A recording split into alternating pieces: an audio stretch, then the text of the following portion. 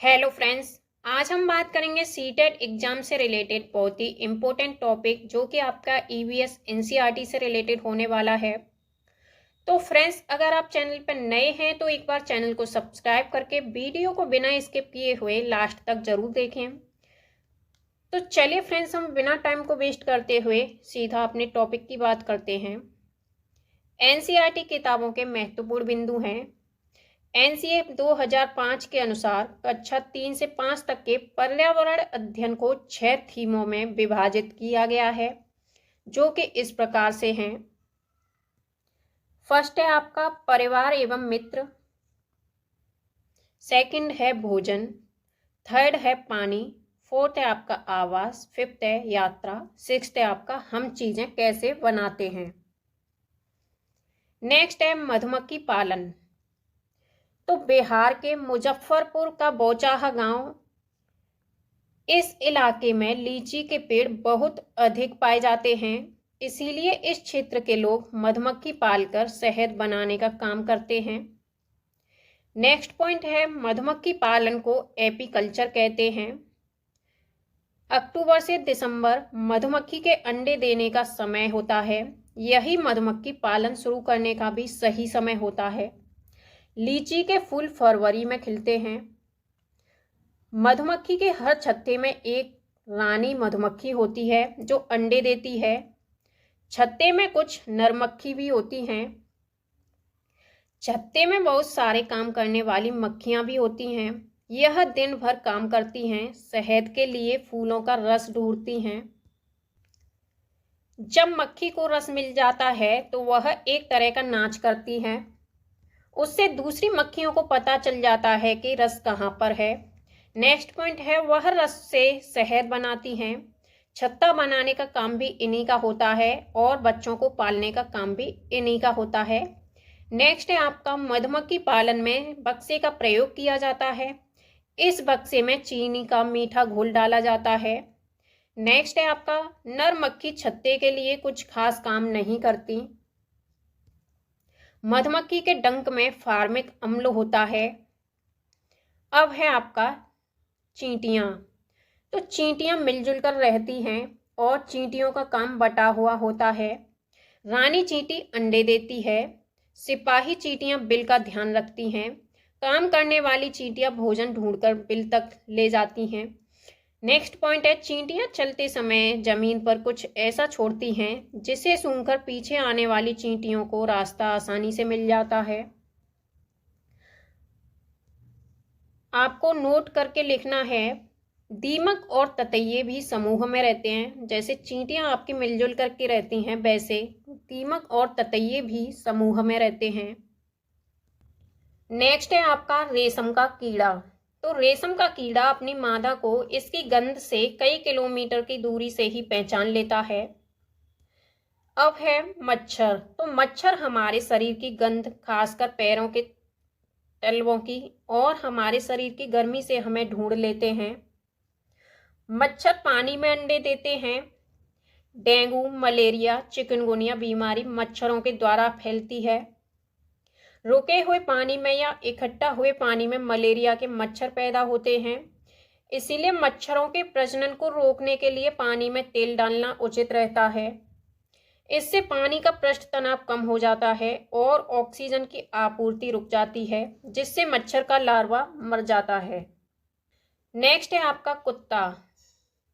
तो कुत्तों की गलियों में अपनी जगह बटी हुई होती है। एक कुत्ता दूसरे कुत्ते के मलमूत्र की गंध से जान लेता है कि उसके इलाके में बाहर का कुत्ता आया हुआ था। नेक्स्ट है चूहा। तो चूहों की देखने की क्षमता कम होती है, लेकिन इनके सूंघने, छूने और टेस्ट करने की क्षमता अधिक होती है।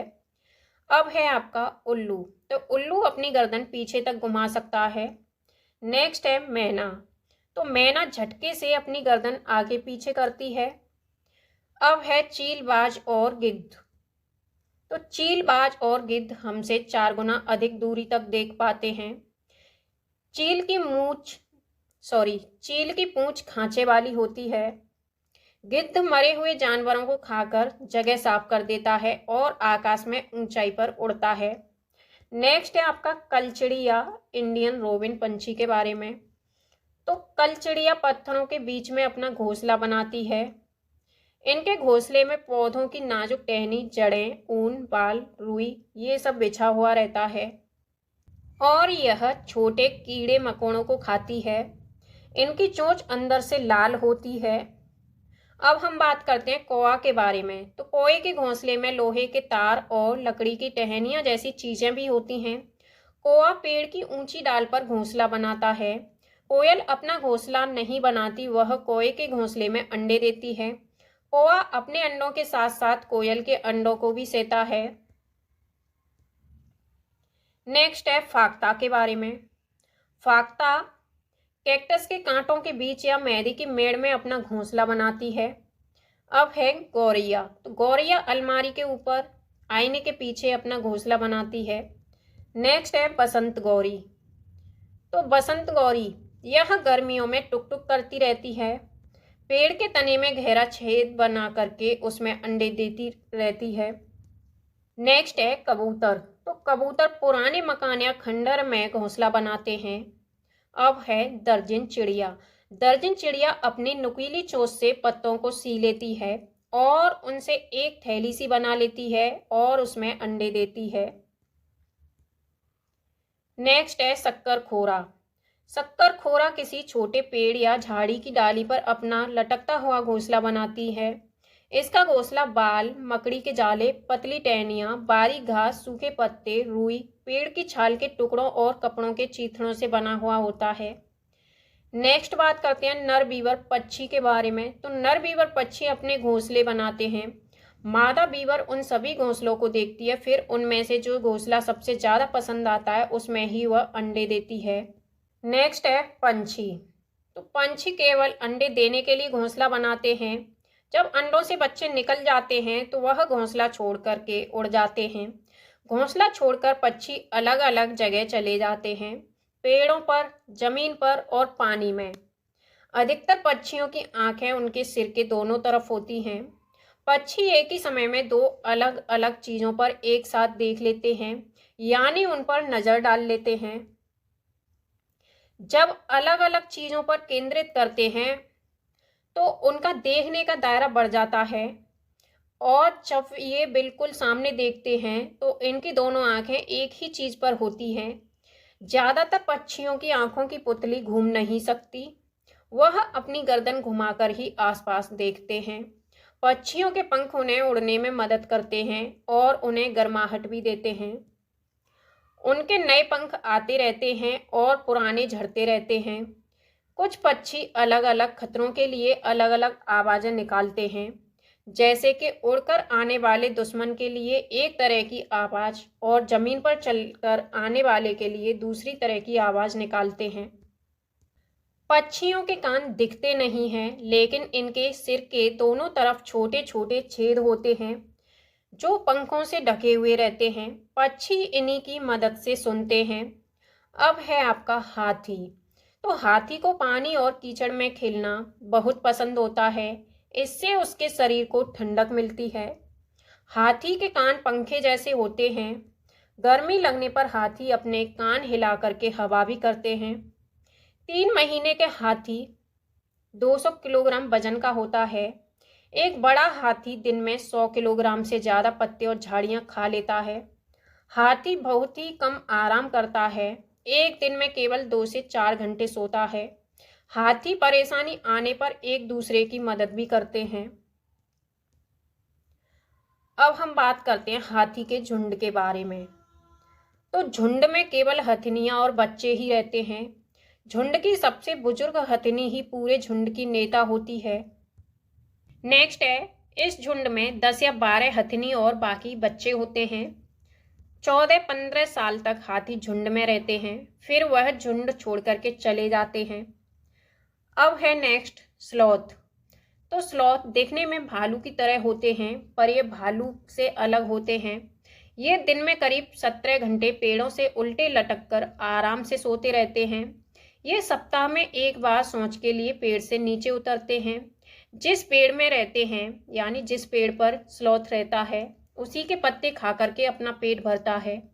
40 वर्ष के अपने जीवन काल में ये सिर्फ 8 पेड़ों पर ही घूमते हैं।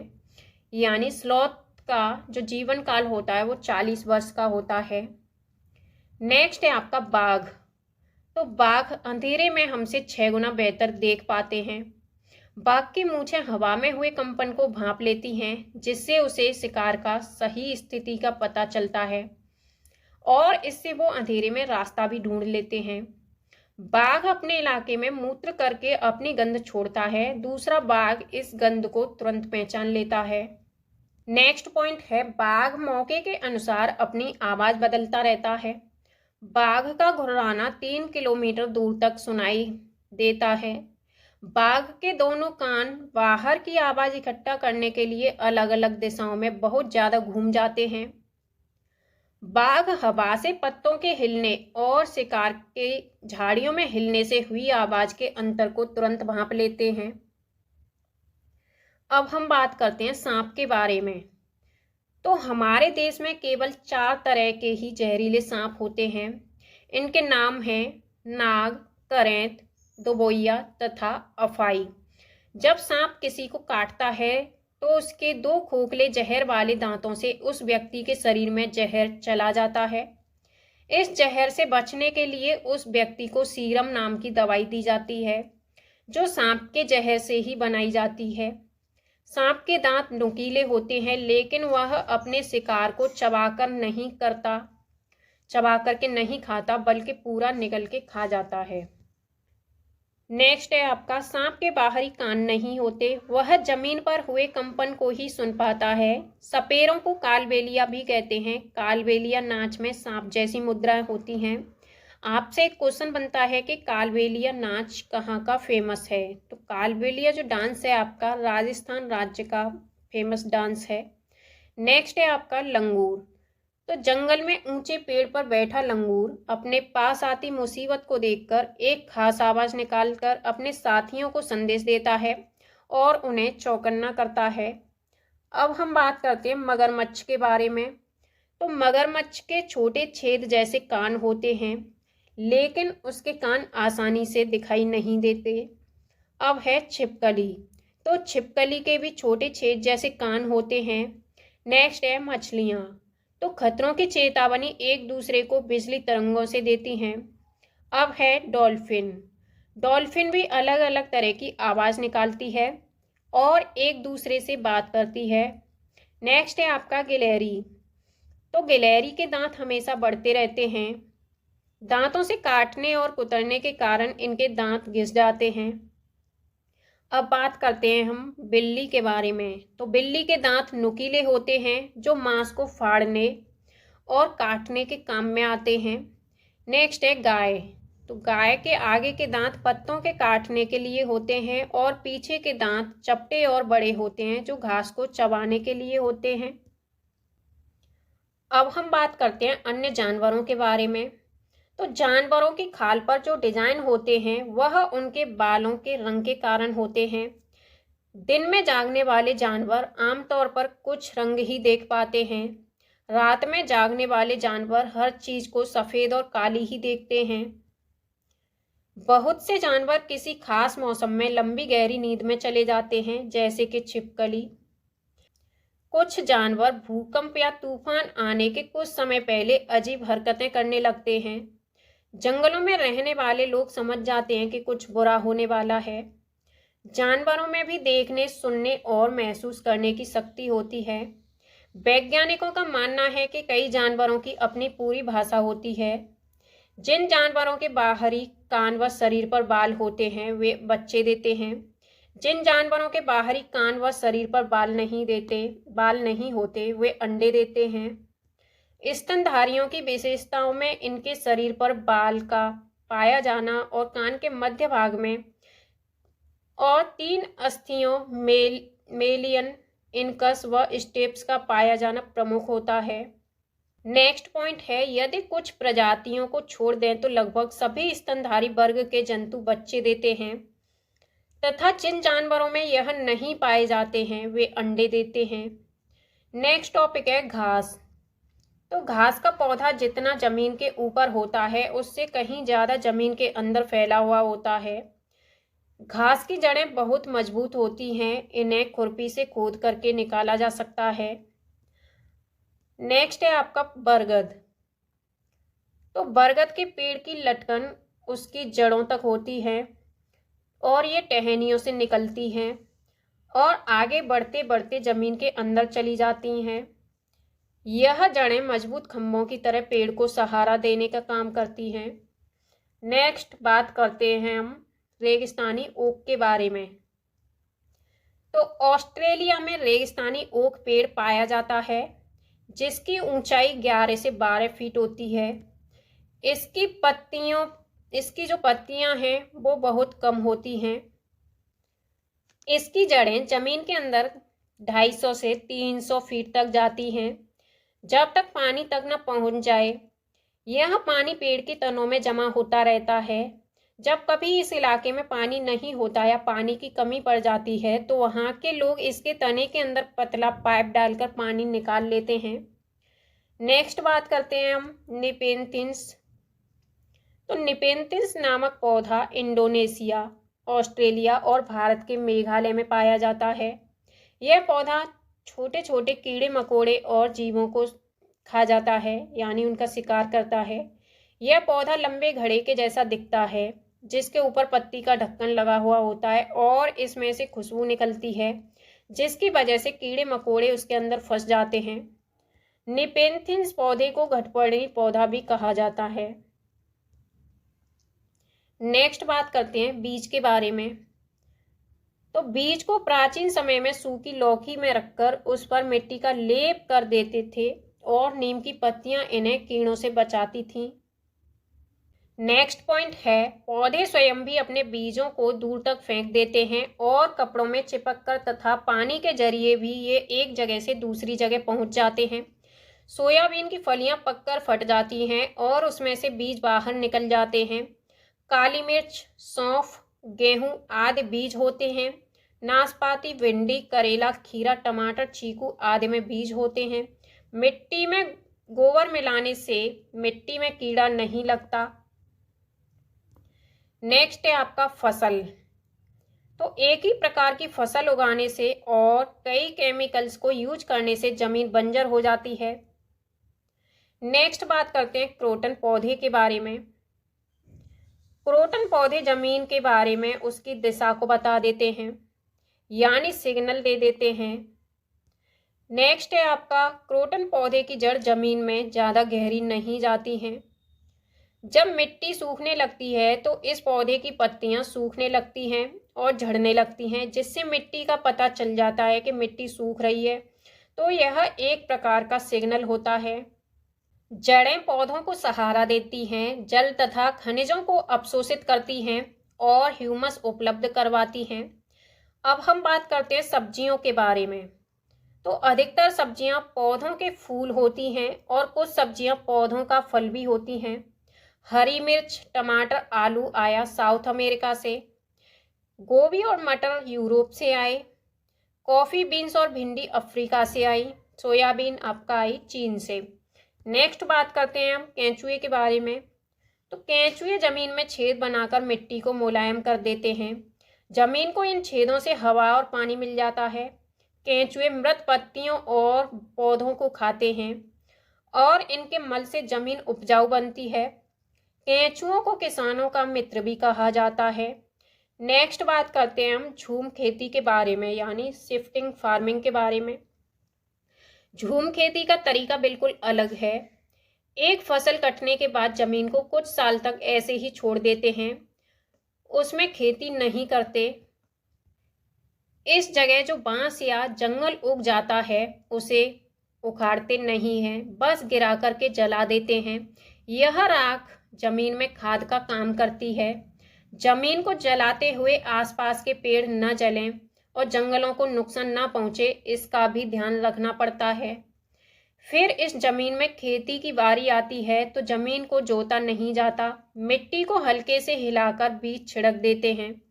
एक ही खेत में अलग अलग तरह के बीज जैसे मकई, सब्जियां, मिर्च और चावल बोए जाते हैं। फसल के समय भी अनचाही घास और पौधों को उखाड़ते नहीं हैं, उन्हें गिरा देते हैं ताकि वे जमीन की मिट्टी में मिल जाएं, इससे भी जमीन उपजाऊ बनती है।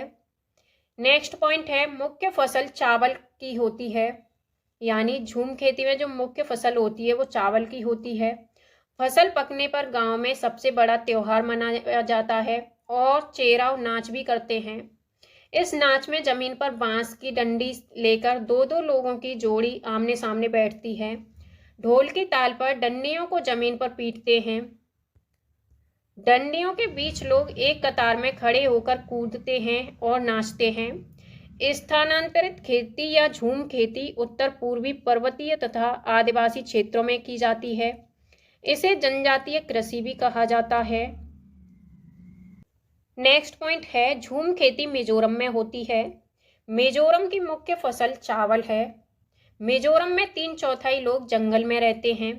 यहाँ खेती की लॉटरी निकाली जाती है। जमीन को साझा मानकर सभी लोगों को बारी बारी उस जमीन पर खेती करने का अवसर मिलता है। मिजोरम में मिजो भाषा बोली जाती है। मिजोरम में बांस के बर्तन बनाए जाते हैं। जिस मैदान में 1 टिन बीज बोए जाते हैं उसे 1 टिन जमीन बोलते हैं। कुड़ुक झारखंड की एक आदिवासी जनजाति है। कुड़ुक भाषा में जंगल को तोरांग कहते हैं। भारत के उत्तर पूर्वी क्षेत्रों में स्थानीय खेती करने का रिवाज है। बेलवनिका गांव कर्नाटक में है। जुलाई के महीने में प्याज उगाने का काम शुरू हो जाता है। खूंटी की मदद से खेत की मिट्टी को नरम किया जाता है। समय पर प्याज ना काटी जाए तो वह जमीन के अंदर ही सड़ जाती है। खरपतवार कुछ पौधे बिना बोए खेतों में अपने आप उग जाते हैं, जिन्हें हम खरपतवार कहते हैं। इन्हें निकालना जरूरी होता है, नहीं तो सारा खाद और पानी ये ही ले लेते हैं और फसल कम होने लगती है। टॉपिक है हमारा स्कूल जाना। तो बच्चे किस प्रकार से स्कूल जाते हैं। बांस और रस्सी के पुल का उपयोग कहाँ पर किया जाता है। तो बांस और रस्सी के पुल का प्रयोग किया जाता है आपका असम राज्य में। नेक्स्ट है आपका ट्रॉली। ट्रॉली का यूज किया जाता है आपका लद्दाख में। नेक्स्ट है आपका सीमेंट का पुल। सीमेंट का पुल सामान्य क्षेत्र या फिर समतल या फिर पानी के ऊपर बनाया जाता है। नेक्स्ट है बल्लम लकड़ी, जो कि केरल में पाई जाती है। ये लकड़ी की एक छोटी नाव होती है। नेक्स्ट है ऊंट गाड़ी। ऊंट गाड़ी का प्रयोग आपका राजस्थान राज्य में किया जाता है। नेक्स्ट है बैलगाड़ी। बैलगाड़ी मैदानी इलाकों के गांव में। और आपका नेक्स्ट है रास्ते पथरीले और आसमान है। ये कहाँ पर, तो ये पाए जाते हैं आपका उत्तराखंड राज्य में। नेक्स्ट पॉइंट है, ज़्यादातर पंछियों की आँखें उनके सिर के दोनों तरफ होती हैं। नेक्स्ट है, पंछी एक ही समय में 2 अलग अलग चीज़ों पर नज़र डालते हैं। जब ये बिल्कुल सामने देखते हैं तब इनकी दोनों आँखें एक ही चीज़ पर होती हैं। ज़्यादातर पक्षियों की आँखों की पुतली घूम नहीं सकती, वे अपनी गर्दन घुमाकर ही आसपास देखते हैं। नेक्स्ट है, पक्षी जब दोनों आँखें एक ही चीज़ पर केंद्रित करते हैं तो उन्हें चीज़ की दूरी का एहसास होता है, और जब अलग अलग चीज़ों पर केंद्रित करते हैं तो उनका देखने का दायरा बढ़ता है। नेक्स्ट पॉइंट है आपका चील, बाज और गिद्ध जैसे पक्षी हमसे 4 गुना दूरी से ही देख पाते हैं। नेक्स्ट है, जो चीज़ हमें 2 मीटर की दूरी से दिखाई पड़ती है वह चीज़ ये पक्षी 8 मीटर की दूरी से देख पाते हैं। नेक्स्ट है, एक पक्षी की आंखें उसके सिर पर होती हैं और उनके सिर के दोनों तरफ छोटे छोटे छेद जैसे कान होते हैं। इन्हीं की मदद से पक्षी सुनते हैं। नेक्स्ट पॉइंट है, छिपकली के भी छोटे छेद जैसे कान होते हैं। मगरमच्छ के भी छोटे छेद जैसे कान होते हैं, लेकिन हम उन्हें आसानी से देख नहीं सकते। जानवरों पर अलग अलग पैटर्न उनकी त्वचा पर बालों के कारण होते हैं। किसी जानवर के शरीर पर बालों के बिना कोई पैटर्न नहीं होता। ये क्वेश्चन आपका आया था सीटेट सितंबर 2016 वाले एग्जाम में। कान वाले जानवर और शरीर पर बाल होते हैं वे सभी जानवर जन्म देते हैं, यानी बच्चे देते हैं। नेक्स्ट है आपका शरीर के बाहर बिना कान या छेद वाले जानवर अंडे देते हैं। नेक्स्ट पॉइंट हम बात करते हैं, सबसे बड़ी मादा हाथी झुंड की मुखिया बन जाती है। झुंड में कोई नर हाथी नहीं होते, वे 14 या 15 साल की उम्र में झुंड को छोड़ देते हैं। नेक्स्ट पॉइंट है आपका, एक वयस्क हाथी एक दिन में 100 किलोग्राम तक पत्ते और टहनियाँ खा सकता है। नेक्स्ट है, हाथी दिन में केवल 2 से 4 घंटे सोते हैं। कीचड़ हाथी की त्वचा को ठंडा रखता है, यानी हाथी कीचड़ में खेलना अधिक पसंद करते हैं। उनके बड़े कान भी पंखे की तरह काम करते हैं, वे खुद को ठंडा रखने के लिए उन्हें फड़फड़ाते हैं, जिससे हाथी के शरीर को ठंडक मिलती है।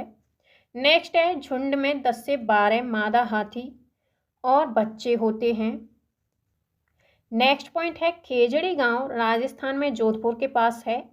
लगभग 300 साल पहले इस गांव के लोगों को बचाया था। नेक्स्ट पॉइंट है, खेजड़ी गांव के लोग बिश्नोई कहलाते थे। खेजड़ी का पेड़ ज़्यादा पानी के बिना बड़ा हो सकता है। यह फलियां देता है और कीड़ों से प्रभावित नहीं होता। बिहार के मुजफ्फरपुर जिले में बोचाहा गांव है। मधुमक्खियां अक्टूबर से दिसंबर तक अपने अंडे देती हैं, यानी मधुमक्खियों के अंडे देने का सही समय माना जाता है अक्टूबर से दिसंबर। अब बात करते हैं नेक्स्ट पॉइंट की। प्रत्येक मधुमक्खी के छत्ते में एक रानी मधुमक्खी होती है जो अंडे देती है। छत्ते में केवल कुछ नर होते हैं। छत्ते में अधिकांश मधुमक्खियां श्रमिक होती हैं। श्रमिक के रूप में नर मधुमक्खियों की कोई विशेष भूमिका नहीं होती। ट्रेन कच्छ गुजरात में गांधीधाम से शुरू होती है। गुजरात का खाना है आपका ढोकला चटनी, नींबू वाले चावल, वो भी मिठाई के साथ। मडगांव आपका गोवा में है। कोझिकोड से केरल तक के मार्ग में कुल 2000 पुल और 92 सुरंगें हैं। कोझिकोड दक्षिण भारत में केरल राज्य में मालाबार तट पर एक शहर है। इसे कालीकट के नाम से भी जाना जाता है। गुजरात से केरल के रास्ते में ट्रेन पार करती है। महाराष्ट्र, गोवा, कर्नाटक, फिर भारतीय राज्य केरल पहुंचती है। यहाँ की भाषा है, जो भाषा यहाँ बोली जाती हैं वो कौन कौन सी भाषा कौन से राज्य में बोली जाती हैं। मलयालम आपकी केरल में बोली जाती है। कोंकणी कर्नाटक, महाराष्ट्र, गोवा और केरल के कुछ हिस्सों में बोली जाती है। मराठी भाषा आपकी महाराष्ट्र, गोवा, दमन और दीव, दादरा और नागर हवेली। गुजराती आपका गुजरात में बोली जाती है। कन्नड़ बोली जाती है आपकी कर्नाटक, आंध्र प्रदेश, तमिलनाडु और आपका महाराष्ट्र में। नेक्स्ट पॉइंट है, फेरी केरल में उपयोग की जाने वाली एक नाव है। इसका जो विवरण आप ट्रेन टिकट पर पा सकते हैं। इसमें आपका ट्रेन नंबर, यात्रा की शुरुआत की तारीख, बर्थ और कोच संख्या, किराया यानी टिकट की लागत, दूरी वो भी किलोमीटर में, ये सभी आपका इस पर लिखी हुई हो सकती हैं। क्वेश्चन बनता है आपका, ट्रेन टिकट पर PNR दिखाता है तो क्या क्या दिखाता है। ऑप्शन है आपके यात्री संख्या रिकॉर्ड, सेकंड ऑप्शन है यात्री का नाम रिकॉर्ड, थर्ड ऑप्शन है व्यक्तिगत नाम रिकॉर्ड, फोर्थ ऑप्शन है व्यक्तिगत कार्ड संख्या। तो ट्रेन टिकट पर PNR क्या दिखाता है, तो व्यक्तिगत नाम रिकॉर्ड ये दिखाता है। ऑप्शन सी इसका सही होगा। एक और क्वेश्चन बनता है आपका ट्रेन टिकट से रिलेटेड, वो इस प्रकार से है, आरक्षित रेल टिकट से निम्नलिखित में से कौन सी जानकारी प्राप्त की जा सकती है। बुकिंग की तारीख और समय, यात्रा शुरू होने की तारीख और समय, कोच नंबर, बर्थ नंबर और किराया, यात्रियों का नाम, आयु और लिंग, नाम, बोर्डिंग स्टेशन और अंतिम स्टेशन के साथ ट्रेन नंबर, गंतव्य पर पहुंचने की तिथि और समय। तो ये जो ऑप्शन दिए हैं आपके पॉइंट में ABCD, इसके अकॉर्डिंग आपका कौन सा सही होगा, तो पॉइंट नंबर बी आपका सही होगा। ऑप्शन नंबर बी सही होगा। इसमें आपके चारों पॉइंट्स सही दिए हैं, जैसे कि A, B और C, D। नेक्स्ट टॉपिक है आपका कर्णम मल्लेश्वरी के बारे में। तो पॉइंट है आपका, क्या तुमने अखबार में इनके बारे में पढ़ा है। कर्णम मल्लेश्वरी एक वेट लिफ्टर जिसे हम कहते हैं भारोत्तोलक, ये आंध्र प्रदेश की रहने वाली हैं। इनके पापा पुलिस में हवलदार हैं। जब ये 12 साल की थी तभी से वजन उठाने का अभ्यास करने लगी। अब वे एक बार में 130 किलोग्राम तक वजन उठा लेती हैं। कर्णम मल्लेश्वरी ने भारत के बाहर 29 मेडल जीते हैं।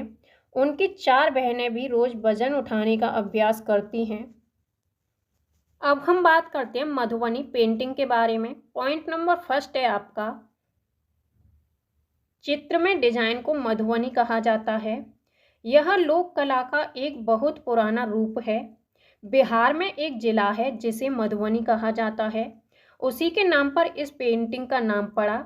यह चावल के पाउडर के पेस्ट से पेंटिंग बनाई जाती है जिसमें रंग मिलाया जाता है। नेक्स्ट पॉइंट है, इन्हें बनाने के लिए नील, हल्दी, फूलों और पेड़ों के रंग आदि का प्रयोग किया जाता है। यानी इस पेंटिंग में, मधुबनी पेंटिंग में प्राकृतिक रंगों का प्रयोग किया जाता है।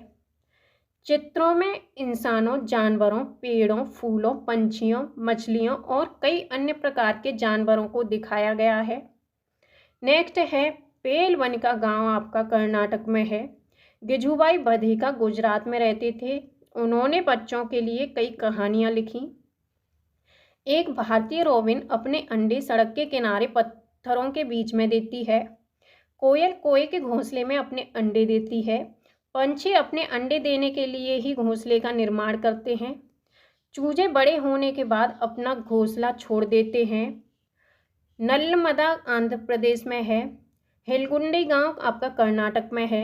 हेलगुंडी में बच्चों की पंचायत जो भीम संघ कहा जाता है। बरगद के पेड़ के बारे में, जो लटकती हुई शाखाओं की तरह दिखता है वह वास्तव में इस पेड़ की जड़ें हैं। डेजर्ट ओक यानी रेगिस्तानी ओक एक पेड़ है जो ऑस्ट्रेलिया में पाया जाता है। ओक के पेड़ की जड़ें गहराई तक जाती हैं और पानी पेड़ के तनों में जमा हो जाता है।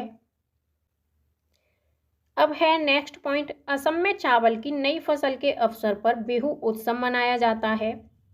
आपसे एक क्वेश्चन बनता है कि बिहू का त्यौहार किस राज्य में मनाया जाता है। बिहू या फिर कटी बिहू, ये आपका असम राज्य में मनाए जाते हैं। नेक्स्ट है आपका माघ बिहू, 14 और 15 जनवरी को या फिर असमिया कैलेंडर के 10वें महीने के पहले और दूसरे माह में मनाया जाता है। बिहू के अवसर पर बांस में भेला घर बनाते हैं। मुक्तापुर गांव आंध्र प्रदेश तेलंगाना राज्य के पोचमपल्ली जिले में है। नेक्स्ट है आपका पोचमपल्ली जिले में पारंपरिक व्यवसाय है कालीन बुनाई, खिलौना बनाना, इत्र उत्पादन आदि। ये चीज़ें उस जगह के नाम से प्रसिद्ध हो गई हैं जहां उन्हें बनाया जाता है, जैसे कि कुल्लू शॉल, मधुबनी पेंटिंग, असम रेशम, कश्मीरी कढ़ाई आदि। अब है आपका अबू धाबी है, तो ये आपका है संयुक्त अरब अमीरात में। चिट्टप्पन आपका यहाँ मलयालम में पिता के छोटे भाई को कहते हैं। कुंजम्मा आपका मलयालम में पिता के छोटे भाई की पत्नी को कहते हैं। केरल में कई फलों के पेड़ मिलते हैं जैसे कि नारियल, केला, कटहल, पपीता, सुपारी आदि। नेक्स्ट है आपका रेगिस्तान में उगने वाला एकमात्र पेड़ है खजूर। नेक्स्ट है केरल में विभिन्न मसाले मिलते हैं जैसे कि तेज़पत्ता, इलायची, काली मिर्च आदि। गरम मसाला छोटी और बड़ी इलायची, लौंग, जीरा, दालचीनी, काली मिर्च, सौंठ आदि से बना हुआ होता है। लेफ्टिनेंट कमांडर वहीदा प्रिज्म भारतीय नौसेना में एक डॉक्टर हैं। लेफ्टिनेंट वहीदा परेड का नेतृत्व करने वाली पहली महिला हैं। वहीदा प्रिज्म जम्मू और कश्मीर के राजौरी जिले में धन्नड़ी से हैं। अब है नेक्स्ट पॉइंट, परेड में कुल आदेशों की संख्या 36 होती है। प्रिज्म ऐसा कांच होता है जो 7 रंग दिखाता है। तिब्बती, जिसे भोटी भी कहा जाता है, लद्दाख में बोली जाने वाली ये एक भाषा है। भोटी भाषा में माँ को आमाले कहा जाता है। भोटी भाषा में पिता को आवाले कहा जाता है। रेशम का कीड़ा अपनी मादा कीड़ा को उसकी गंध से कई किलोमीटर की दूरी से पहचान लेता है, यानी ढूंढ सकता है। चींटियां चलते समय जमीन पर कुछ ऐसा पदार्थ छोड़ती हैं जिसे सूंघकर पीछे आने वाली चींटियों को रास्ता आसानी से मिल जाता है। मच्छर हमारे शरीर की गंध, खासकर पैरों के तलवों की, और हमारे शरीर की गर्मी से हमें ढूंढ लेते हैं। सड़कों पर कुत्तों की अपनी जगह बटी हुई होती है। एक कुत्ता दूसरे कुत्ते के मलमूत्र की गंध से जान लेता है कि उसके इलाके में बाहर का कुत्ता आया हुआ है। जैसे हमें इतने सारे रंग दिखाई देते हैं, उतने रंग जानवरों को दिखाई नहीं देते। आमतौर पर माना जाता है कि दिन में जागने वाले जानवर कुछ रंग देख पाते हैं। रात में जागने वाले जानवर हर चीज को काली और सफेद ही देख पाते हैं। सांप के बाहरी कान नहीं होते, जमीन पर हुए कंपन को ही वह महसूस कर पाता है। जंगल में ऊंचे पेड़ पर बैठा लंगूर पास आती मुसीबत जैसे शेर चीता को देख के एक खास आवाज निकालकर अपने साथियों को संदेश देता है। नेक्स्ट है आपका, कुछ पक्षी अलग अलग खतरों के लिए अलग अलग आवाजें निकालते हैं। जैसे उड़कर आने वाले दुश्मन के लिए एक अलग तरह की आवाज़ और ज़मीन पर चलकर आने वाले के लिए दूसरी तरह की आवाज़ निकालते हैं। मछलियाँ खतरों की चेतावनी एक दूसरे को बिजली तरंगों से देती हैं। कुछ जानवर भूकंप या तूफान आने से कुछ समय पहले अजीब हरकतें करने लगते हैं। जो लोग जंगल में रहते हैं वे जानवरों के इस व्यवहार को समझते हैं। वे जान लेते हैं कि भूकंप आने वाला है या कुछ अनहोनी होने वाली है। सन 2004 दिसंबर में आए सुनामी से कुछ समय पहले जानवरों के अजीब व्यवहार और उनके द्वारा दी गई चेतावनी भरी आवाज़ों को अंडमान की एक खास आदिवासी जाति समझ गई। उन्होंने वह इलाका खाली कर दिया। इस प्रकार इस जाति के लोग सुनामी के कहर से अपनी जान बचा पाए। डॉल्फिन भी एक अलग अलग तरह की आवाज़ें निकालती हैं और एक दूसरे से बात करती हैं। वैज्ञानिकों का यह मानना है कि कई जानवरों की अपनी पूरी भाषा है। स्लॉथ भालू के जैसे दिखते हैं पर भालू नहीं होते। ये दिन के करीब 17 घंटे पेड़ों से उल्टे सिर लटकाकर मस्ती से सोते हैं। नेक्स्ट पॉइंट है, ये जिस पेड़ पर रहते हैं उसी के पत्ते खाते हैं।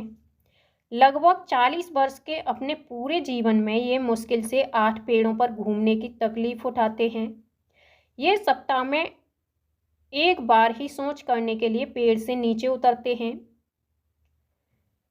बाघ की मूछें हवा में हुए कंपन को भांप लेती हैं और उसे शिकार की बिल्कुल सही स्थिति का पता चल जाता है। बाघ की मूछों से उन्हें अंधेरे में रास्ता ढूंढने में काफ़ी मदद मिलती है। बाघ अपने इलाके में मूत्र करके अपनी गंध छोड़ जाते हैं। यह इलाका कई किलोमीटर बड़ा हो सकता है। एक बाघ किसी दूसरे बाघ के मूत्र की गंध से एक दूसरे को पहचान लेते हैं। बाघ मौके के अनुसार अपनी आवाज़ बदलता रहता है। गुस्से में, कराहने में, गुर्राने में अलग अलग आवाज़ और बाघिन को बुलाना हो तो अलग आवाज़ निकालते हैं। बाघ का गुर्राना 3 किलोमीटर दूर तक सुना जा सकता है। बाघ हवा में पत्तों के हिलने और शिकार के झाड़ियों में हिलने से हुई आवाज़ में अंतर को भांप लेता है। बाघ के दोनों कान बाहर की आवाज़ इकट्ठा करने के लिए अलग अलग दिशाओं में बहुत ज़्यादा घूम जाते हैं। नेक्स्ट पॉइंट है, बाघ इतना सतर्क जानवर है लेकिन इस सब के बावजूद आज वह खतरे में है। हाथी को उसके दांतों के लिए मार दिया जाता है। गैंडे को सींग के लिए मार दिया जाता है। शेर, मगरमच्छ और सांप को उनकी खाल के लिए मार दिया जाता है। कस्तूरी हिरण को थोड़ी सी खुशबू के लिए मार दिया जाता है। हमारे देश में बाघ और अन्य कई जानवरों की गिनती इतनी कम हो गई है कि इनके लुप्त हो जाने का खतरा है। हमारे देश की सरकार इन्हें बचाने के लिए बहुत से जंगलों को सुरक्षा दे रही है, जैसे उत्तराखंड का Jim Corbett national park, Rajasthan के भरतपुर जिले में घाना। इन जंगलों में जानवरों का शिकार मना है। यहाँ लोग जानवरों या जंगल को कोई नुकसान नहीं पहुँचा सकते। सपेरे लोगों को कालबेलिया कहते हैं। कालबेलिया डांस आपका राजस्थान का फेमस है। कालबेलिया नाच में भी सांप जैसी मुद्राएं होती हैं। हमारे देश में पाए जाने वाले सांपों में से केवल 4 तरह के सांप ही जहरीले होते हैं, जैसे कि नाग, करेंत, दुबोइया, अफाई। सांप जब किसी को काटता है तो उसके 2 खोखले जहर वाले दांतों से उस व्यक्ति के शरीर में जहर चला जाता है। जहर के असर को खत्म करने वाली दवाई सीरम सांप के जहर से ही बनाई जाती है और यह दवाई सीरम सभी सरकारी स्वास्थ्य केंद्रों पर मिलती है। आमतौर पर हमारे पेट के अंदर का तापमान लगभग 30 डिग्री सेंटीग्रेड होता है। हमारे पेट का पाचक रस एसिड यानी अम्ल की तरह होता है। काला हांडी में सबसे अधिक चावल पैदा किया जाता है, फिर भी यहाँ के लोग भूखमरी का शिकार होते हैं। आत्रेयपुरम गांव आपका आंध्र प्रदेश में स्थित है। दी गई तालिका में एक तरफ खाने की कुछ चीज़ों के नाम दिए गए हैं और दूसरी तरफ उन्हें 1-2 दिन तक खराब होने से बचाने के कुछ घरेलू उपाय दिए गए हैं। तो आइए हम बताते हैं चीज़ें और घरेलू उपाय। तो दूध का क्या करते हैं हम? दूध को संरक्षित करने के लिए दूध को उबालते हैं। पके हुए चावल को एक कटोरे में डालकर पानी के बर्तन में रखते हैं। हरे धनिये को हम गीले कपड़े में लपेट करके रखते हैं। प्याज और लहसुन को हम खुले में रखते हैं और नमी से बचा करके रखते हैं। आचार से पहले यानी अचार रखने से पहले सीसी और कांच के जार को धूप में सुखाया जाता है ताकि सीसियों में से नमी निकल जाए। अगर सीसी में थोड़ी सी नमी रह जाएगी तो अचार खराब हो जाएगा यानी सड़ जाएगा। अब हम बात करते हैं नेक्स्ट पॉइंट की। तो कुछ ऐसे पौधे भी होते हैं जो चूहों, मेंढकों, कीड़े मकोड़ों और छोटे जीवों का शिकार करते हैं। इनमें नीपेंथिस सबसे ज़्यादा मशहूर है। यह ऑस्ट्रेलिया, इंडोनेशिया और भारत के मेघालय राज्य में पाया जाता है। इसका आकार लंबे घड़े जैसा होता है जिसके ऊपर पत्ती का ढक्कन लगा होता है। घड़े से खास खुशबू निकलती है जिसकी वजह से कीड़े खींचे चले जाते हैं। पौधे के ऊपर पहुंचते ही कीड़े अंदर फंस जाते हैं और बाहर नहीं निकल पाते। कुछ बीज हवा में उड़कर बहुत दूर दूर तक पहुंच जाते हैं। कुछ बीज हवा में तो उड़ नहीं पाते, ये जानवरों की खाल और हमारे कपड़ों में अटक जाते हैं। पौधे स्वयं भी अपने बीजों को दूर तक छिटक देते हैं, जैसे कि सोयाबीन की फलियां पककर सूख जाती हैं तो छिटक करके बिखरने लगती हैं। प्रश्न है आपका पिचर प्लांट यानी निपेंथिस। तो ऑप्शन है भारत में कहीं पाया जाता है। सेकंड ऑप्शन है मेंढकों, कीड़ों मकोड़ों और चूहों को चतुराई से फंसाता है और खाता है। ऑप्शन सी कीड़ों को आकर्षित करने के लिए उच्च तारत्व की आवाज़ें निकालता है। ऑप्शन डी मुंह छोटे छोटे कांटों से ढका होता है। तो इसका राइट आंसर, सही आंसर होगा आपका ऑप्शन बी, मेंढकों, कीड़ों और चूहों को चतुराई से फंसाता है और ये खा जाता है।